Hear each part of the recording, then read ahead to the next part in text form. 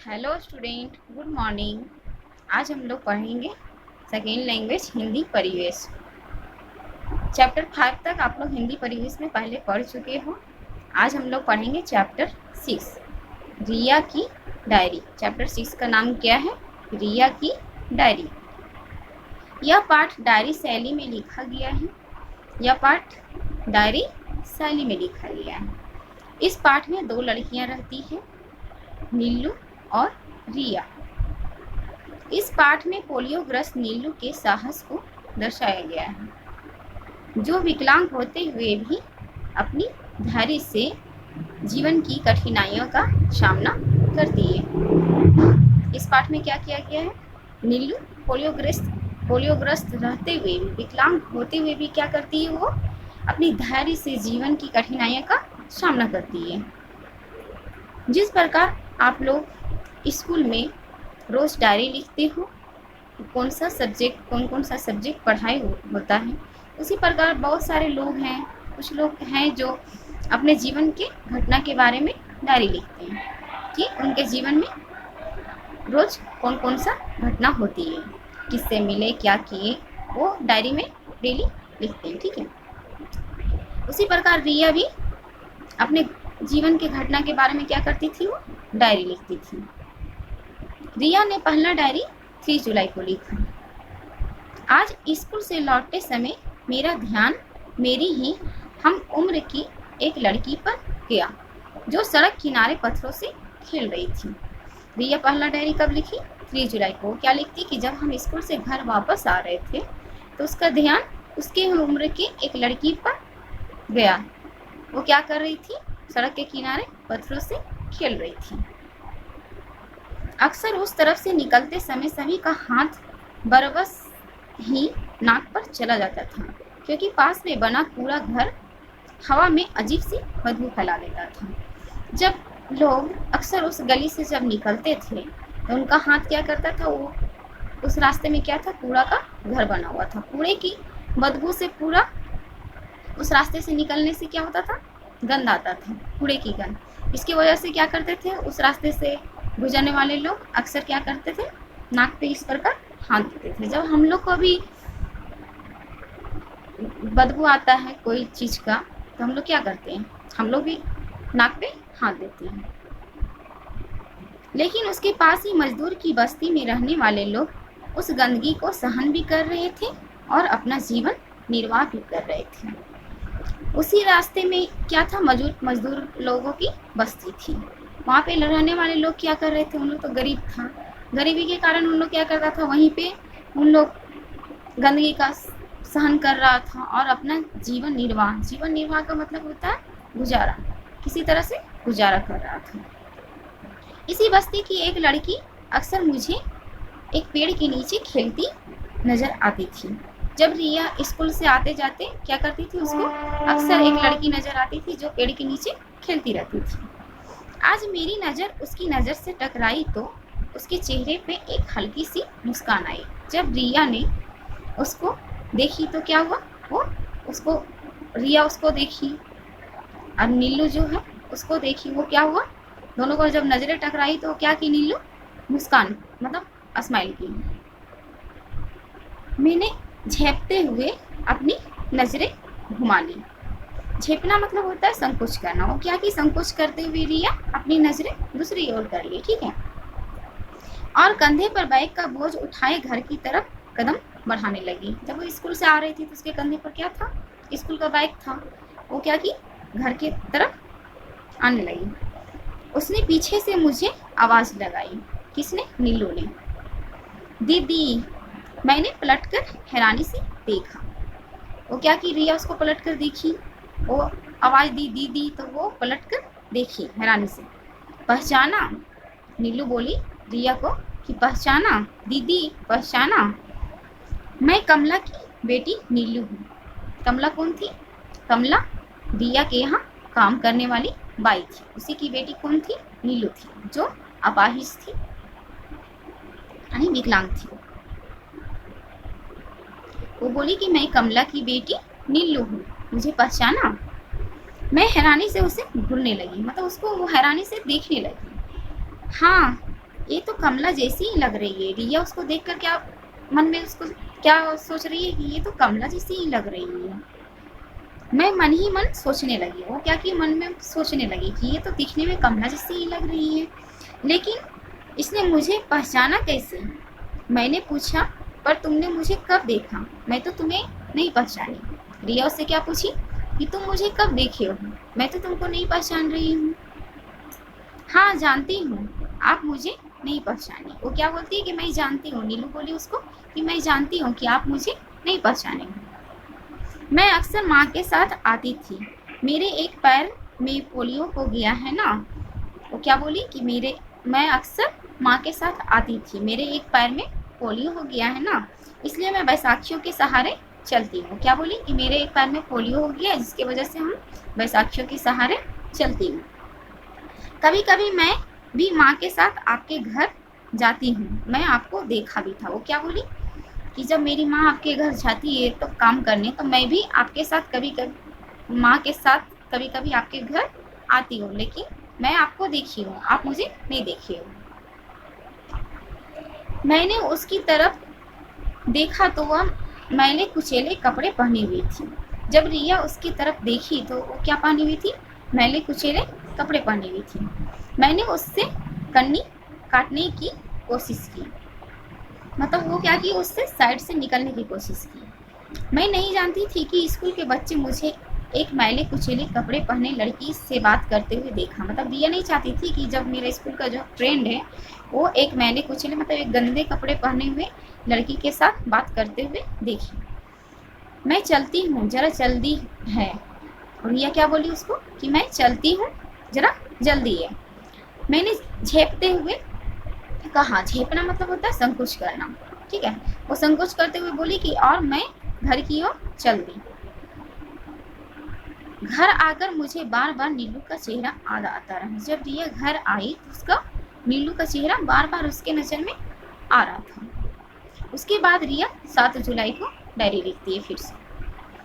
आज नीलू से मेरी मुलाकात फिर हुई। वो क्या लिखी है कि आज नीलू से मेरी मुलाकात फिर हुई, मतलब हम आज नीलू से फिर मिले। सुबह सुबह ही वह अपनी माँ के साथ आई हुई थी। वो क्या लिखती है कि सुबह सुबह वह अपनी माँ के साथ मेरे घर आई हुई थी।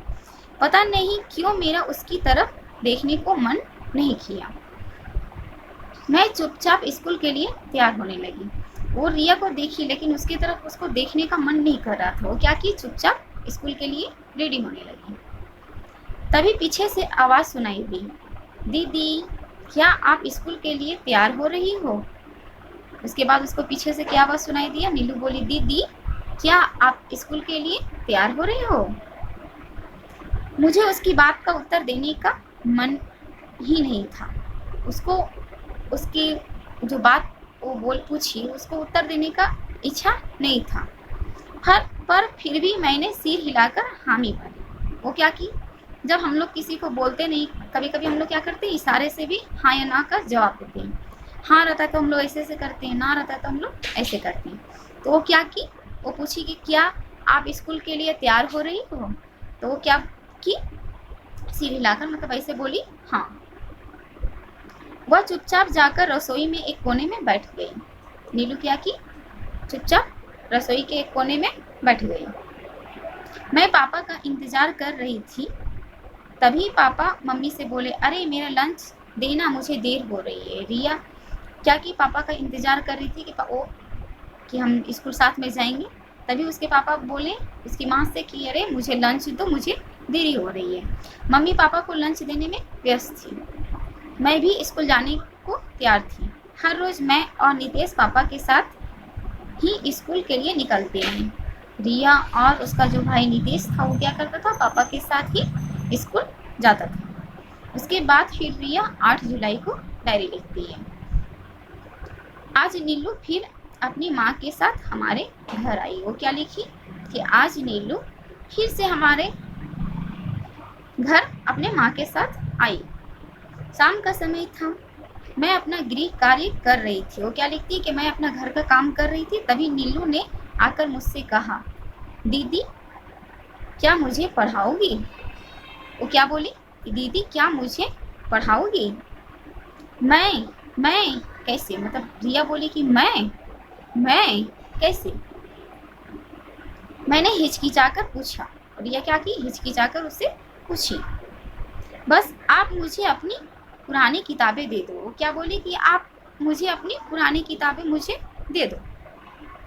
मैं पढ़ना लिखना जानती हूँ। वो क्या बोली कि मैं पढ़ना लिखना जानती हूँ, आप मुझे अपनी पुरानी किताबें मुझे दे दो।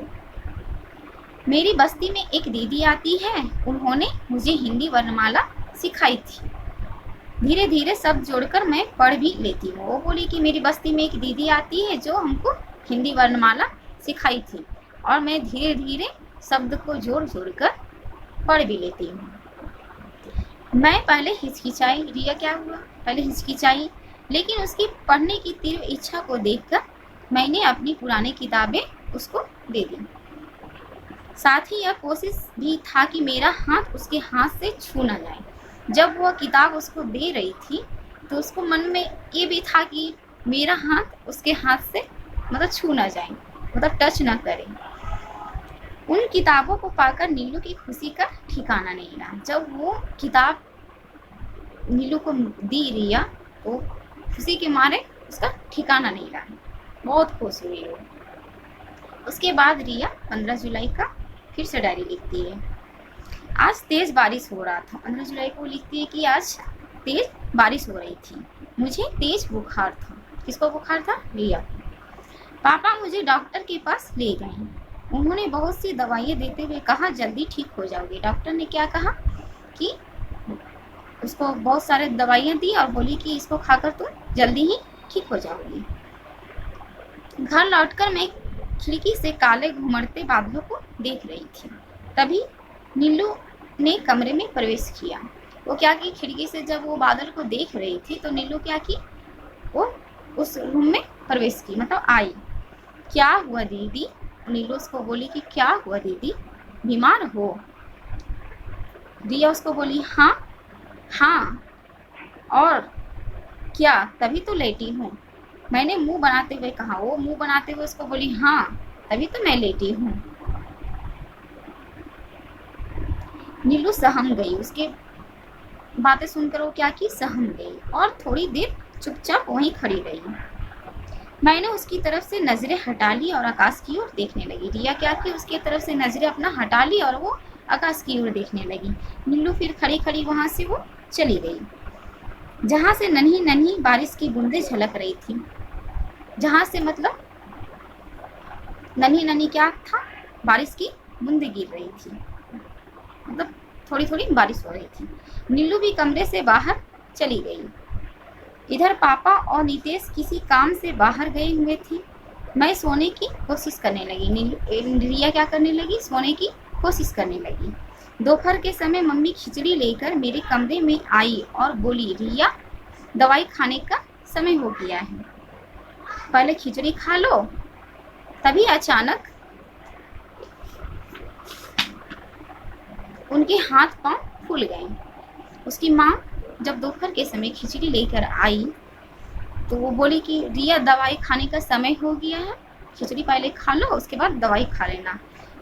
उसका हाथ क्या हुआ? हाथ पांव फूल गए। मतलब हाथ पांव फूल जाना मतलब होता है वो घबरा गई और उसके हाथ से प्लेट छूट गई। क्या हुआ उसका हाथ से? वो घबरा गई तो उसका हाथ से क्या हुआ? प्लेट छूट गया। मैंने देखा कि मम्मी डर से पीली पड़ी हुई है। रिया उसको मम्मी तरफ देखी कि वो डर से पूरा डरी हुई है और एक ही जगह अपनी आंखें गड़ाए हुए देख रही है। उसकी मम्मी क्या की? वो डरी हुई है और वो उसकी मम्मी क्या कर रही थी? एक जगह ही अपनी आंख मतलब एक ही जगह वो देख रही थी। मैंने भी उसी तरफ नजरें घुमाई और रिया भी उसके जिधर उसकी मम्मी देख रही थी उधर देखी तो देखा कि एक सांप फन उठाए। क्या हुआ? एक सांप फन उठाए बिस्तर के पास बैठा था। उसे देखकर डर के मारे मेरी घीघी बंध गई। वो क्या हुआ? उसको घीघी बंध जाना मतलब होता है भयभीत हो जाना। वो उसके तरफ जब वो देखी कि सांप बैठा हुआ तो वो भी क्या हुआ? पूरा भयभीत हो गई रिया। ठीक है। तभी नीलू ने कमरे में प्रवेश किया। तब नीलू ने कमरे में आई। उसका जो खिचड़ी का जो प्लेट गिरा उसका आवाज सुनकर वो क्या आई? कमरे में दौड़ी दौड़ी आई और पास ही पड़े तौलियों को उठाकर सांप के फन के ऊपर डाल दिया। वो क्या कि पास में जो बड़े तौलिया था उसको उठाई और सांप के ऊपर डाल दिया और जोर जोर से आसपास के लोगों को आवाजें लगाने लगी, सांप सांप बचाओ बचाओ। और नीलू क्या की आवाज लगाने लगी जोर जोर से कि सांप सांप बचाओ बचाओ।